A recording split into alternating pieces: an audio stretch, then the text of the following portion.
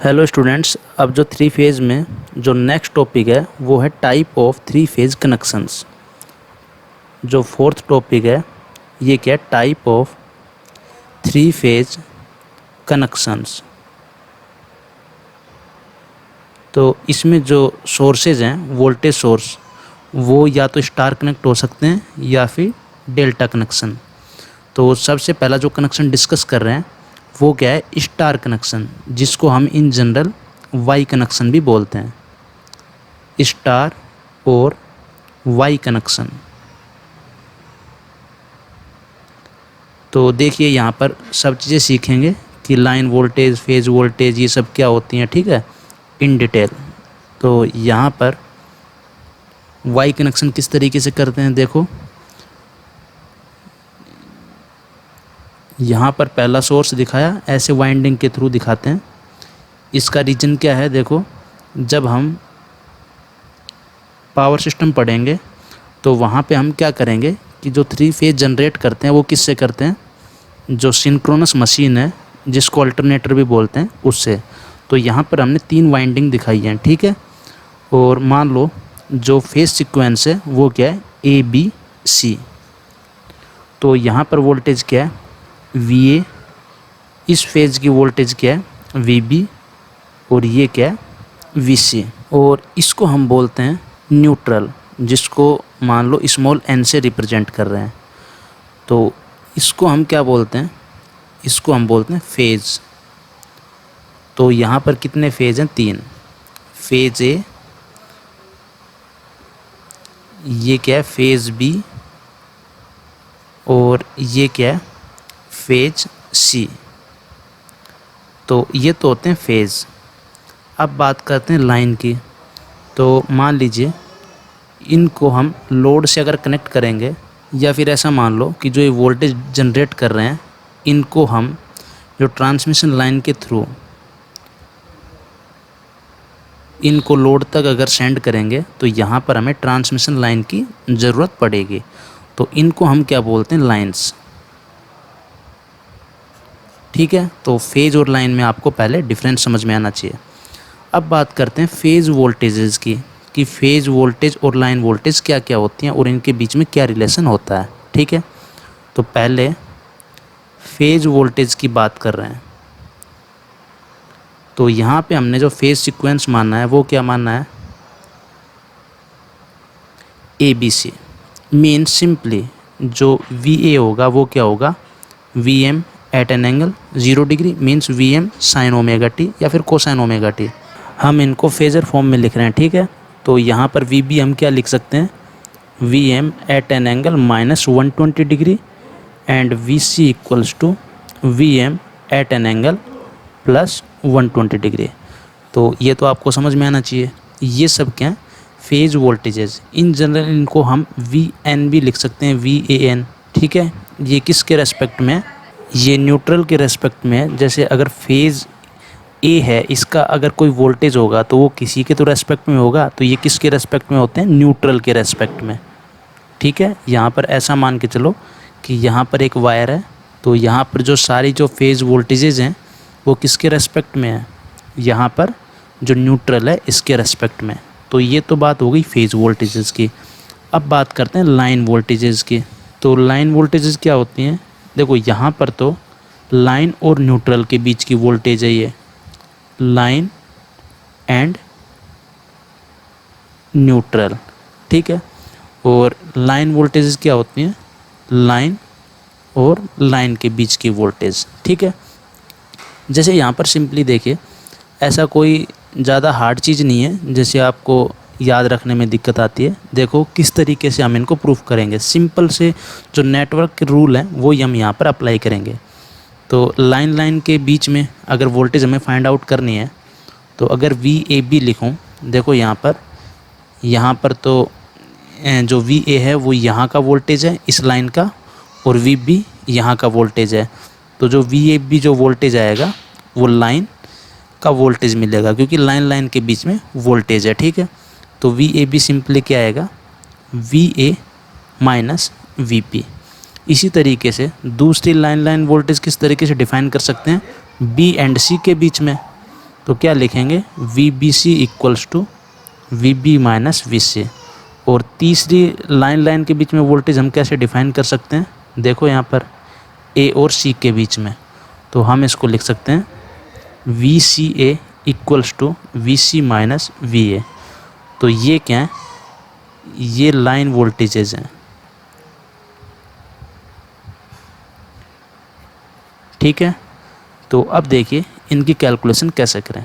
तो सिंपली आपको V A और वी बी के बारे में पता है, इन जनरल इनको वी ए एन और वी बी एन भी लिख सकते हैं। क्यों, देखो ये वही तो वोल्टेजेस हैं, जब इनको ऐसे ओपन करोगे तो वी एन कैंसिल आउट होगा ना, यहाँ का वोल्टेज कुछ भी हो तो कैंसिल ही होगा, यहाँ पर V B minus V N, तो ये क्या होगा, कैंसिल आउट। फाइनली क्या बचेगा, V A minus V B. तो यहाँ पर ऐसा भी लिख सकते हैं इनको और ऐसा भी लिख सकते हैं सिंपली। तो यहाँ पर अब देखो, अब बात कर रहे हैं कि ये वैल्यूज़ फाइंड आउट कैसे करें। तो वी ए बी किसके इक्वल है, V A N minus V B N. V A N क्या है, V M at an angle 0 degree minus V B N किसके इक्वल है, V M at an angle minus 120 degree. तो यहाँ पर V M common ले लिया, क्या बचेगा, 1 at an angle 0 degree minus 1 at an angle minus 120 degree. तो इसको दो तरीके से सोल्व कर सकते हो, या तो इसको कोस प्लस आयोटा साइन लिखो और फिर इसको सोल्व करो, या फिर डायरेक्टली अगर कैलकुलेटर से इसको सोल्व करोगे तो फेजर फॉर्म में इसका आंसर क्या आएगा, √3 एट एन एंगल 30 डिग्री, ठीक है। तो यहाँ पर इसको लिख सकते हैं √3 V M at an angle 30 degree. ये किसकी वैल्यू आ गई, वी ए बी की। तो यहाँ पर अब जो कंक्लूजन आपको निकालना है वो आप क्लियरली देख सकते हो कि अगर मैग्नीट्यूड की बात करें, जो लाइन के बीच में जो वोल्टेज है उसके अगर मैग्नीट्यूड की बात करें तो वो सिंपली कितनी है, √3 वी एम।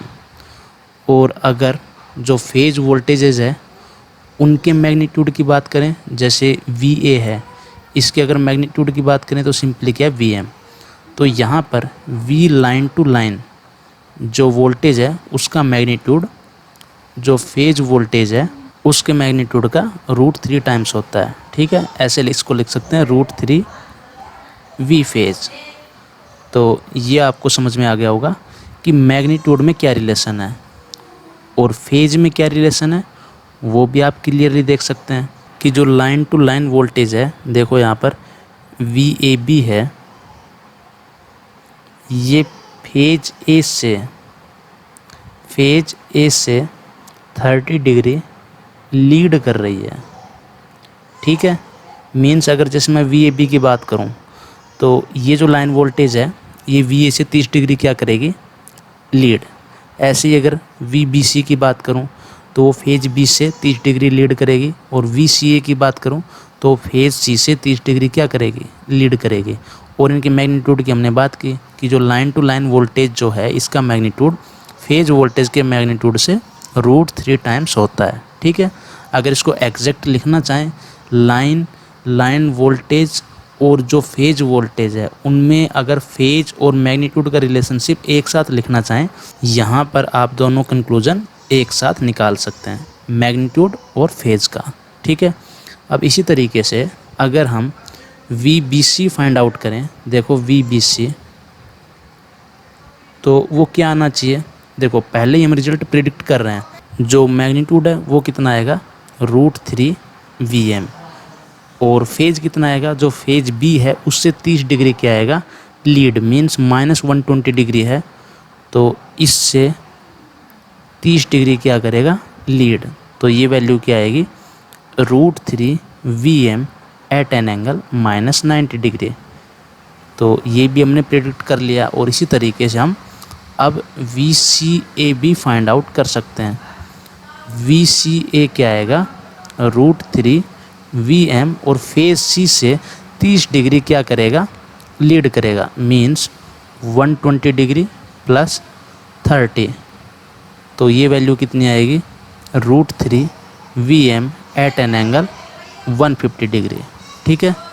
तो ये आपको समझ में आ गया होगा कि स्टार कनेक्शन में लाइन टू लाइन वोल्टेज और फेज वोल्टेज में फेज और मैग्नीट्यूड रिलेशनशिप क्या होता है, ठीक है। और दूसरे तरीके से आप इसको ऐसा भी याद रख सकते हैं कि जैसे आपने अगर VAB फाइंड आउट कर लिया, VAB अगर फाइंड आउट कर लिया, ये मेथड नंबर 2 है, तो यहाँ पर जो बैलेंस्ड अगर सप्लाई है तो यहाँ पर कुछ ऐसा रिजल्ट आया। तो अगर VBC फाइंड आउट करें तो मैग्नीट्यूड तो सेम रहेगा, बैलेंस सप्लाई है, और इनके बीच में फिर से वही जो फेज सीक्वेंस होगा वो क्या होगा, ABC, उसी को आप याद रखो। तो ये क्या आएगा, -90 डिग्री। क्यों? क्योंकि ये VAB से 120 डिग्री क्या करेगा, लैग करेगा। तो सिंपली -120 डिग्री करोगे तो क्या आएगा, -90 डिग्री। और अगर VCA की बात करें तो सिंपली जो VAB है इससे 120 डिग्री क्या करेगा, लीड करेगा। तो सिंपली क्या आएगा, √3 VM at an angle 150 degree. तो आप सिंपली मेरे हिसाब से तो ये याद रखें कि इनमें रिलेशनशिप क्या होता है, मैग्नीट्यूड में और जो फेज है इसमें जस्ट रिलेशनशिप क्या होता है। अगर आपको याद नहीं भी है तो फाइंड आउट करना ज़्यादा हार्ड नहीं है। सिंपली हमने क्या अप्लाई किया है, जो नेटवर्क में अप्लाई करते हैं, दो लाइन के बीच का अगर वोल्टेज फाइंड आउट करना है तो सिंपली इस तरीके से हम फाइंड आउट कर सकते हैं। ठीक है, तो आई होप ये वाला जो टॉपिक है ये आपको क्लियर हो गया होगा। अगर इसके फेजर डायग्राम की बात करें, देखो फेजर डायग्राम से हम ये रिलेशनशिप किस तरीके से एस्टेब्लिश कर सकते हैं। देखो यहाँ पर मैं ABC फेज सीक्वेंस लिख रहा हूँ, यहाँ पर बात कर रहे हैं VA, यहाँ पर वोल्टेज VB और यहाँ पर VC। अब हम फाइंड आउट करेंगे VAB। ठीक है, तो VAB किस तरीके से फाइंड आउट करें, देखो अभी देखो VAB सिंपली क्या होता है, VA माइनस VB। और वेक्टर एडिशन आपने बहुत अच्छे से पढ़ा हुआ है क्लास 12th में। तो VA माइनस VB करने के लिए पहले तो हमने क्या किया, -VB जनरेट किया, ये क्या हो गया -VB। अब इनका हमने क्या किया, वेक्टर एडिशन। इस -VB को यहाँ पर रखा और जो ट्रायंगल लो है इनसे इनको क्या कर दिया, ऐड कर दिया। तो ये क्या आ गया, सिंपली VAB। और अगर ये एंगल देखोगे तो ये एंगल कितना आएगा, 30 डिग्री। क्योंकि देखो ये जो कंप्लीट एंगल है ये कितना है, 120 डिग्री। तो ये कितना बचेगा, 60 डिग्री। तो अब इसकी लेंथ और इसकी लेंथ सेम ही तो है, तो ये जो रिजल्टेंट आएगा वो दोनों के बिल्कुल बीच से जाएगा। मीन्स ये एंगल कितना होगा, 30 डिग्री। अगर वेक्टर के बीच का एंगल आपको पता है तो आप उनका मैग्नीट्यूड आप फाइंड आउट कर सकते हैं, A² + B² वाले फॉर्मूले से, +2AB cos थीटा। ठीक है, तो उससे आप फाइंड आउट कर सकते हैं कितना आएगा, √3 टाइम्स आएगा। ठीक है, तो ये जो फेजर है, ये वेक्टर है, ये किसका है, VAB का। और आपको दिख रहा है कि यहाँ पर 30 डिग्री क्या कर रहा है, यहाँ पर लीड कर रहा है। तो लीड लैग में आप कंफ्यूज हो सकते हो, बाकी तो आपको याद रखना है कि लाइन टू लाइन वोल्टेज क्या होगी, ज़्यादा मीन्स √3 टाइम्स। और इसी तरीके से फेजर से आप बस ये देख सकते हो इजीली कि यहाँ पर लीड या लैग के बारे में, ये ज़्यादा इजी रहेगा। ठीक है, और इसी तरीके से आप देखें कि हमें फाइंड आउट करना है VBC। तो सिंपली क्या होगा, VB माइनस VC। तो VB माइनस VC किस तरीके से फाइंड आउट करें, तो पहले -VC जनरेट करते हैं। तो ये जो फेजर है ये सिंपली क्या है, -VC। अब -VC को कहाँ पे रखेंगे, यहाँ पर, और यहाँ पर जो इनका रिजल्टेंट होगा ये क्या होगा, VBC, जो सिंपली क्या होगा, VB माइनस VC। तो यहाँ पर ये जो एंगल होगा कितना होगा, 30 डिग्री। तो आप देख सकते हो फेज B से 30 डिग्री क्या कर रहा है, लीड VBC। तो ये यहाँ आपको क्लियरली दिखाई दे रहा है। अब इसी तरीके से हमें VCA फाइंड आउट करना है। सिंपली क्या होगा, VC माइनस VA। तो VC तो यहाँ पर है और -VA मीन्स ये क्या हो गया, -VA। तो इसको यहाँ पर रखो, VC minus VA find out करना है। और ये जो फेजर आएगा, रिजल्टेंट वेक्टर, ये किसको रिप्रेजेंट करेगा, VCA को। 30 डिग्री से क्या कर रहा है, लीड कर रहा है। किससे, VC से, C फेज से। तो आई होप ये आपको अच्छे से समझ में आ गया होगा। जो याद रखने की चीज़ें हैं वो मैं पहले बोल देता हूँ कि जो लाइन टू लाइन वोल्टेज है स्टार कनेक्शन में, फेज वोल्टेज से √3 टाइम्स होती है मैग्नीट्यूड में। और अगर VAB की बात करें तो फेज ए से 30 डिग्री लीड करेगी, या फिर ऐसा बोल सकते हैं कि जो फेज वोल्टेज है वो लाइन वोल्टेज से 30 डिग्री लैग करेगी। और बस इसी सीक्वेंस में आपको आगे चलना है। VBC की बात करें तो फेज B से 30 डिग्री क्या करेगी, लीड करेगी। और मैग्नीट्यूड के बारे में आपको पता होना चाहिए, ठीक है। तो इस तरीके से आप बस ये शॉर्ट जो मैंने लाइन बोली है इसको आप याद रखें, तो इससे आपको स्टार कनेक्शन में किसी भी प्रकार की कोई प्रॉब्लम नहीं होगी। और इनका प्रूफ हमने यहाँ पर देख लिया। जस्ट सिंपल हमें नेटवर्क की एप्लीकेशन करना है। अगर VAB फाइंड आउट करना है, simply VA minus VB, VA की वैल्यू पुट करो, VB की वैल्यू पुट करो, रिजल्ट अपने आप आ जाएगा। कौन लीड कर रहा है, लैग कर रहा है, मैग्नीट्यूड क्या है, ठीक है। बाकी आपको मेरे हिसाब से इनको याद रखना चाहिए, ठीक है।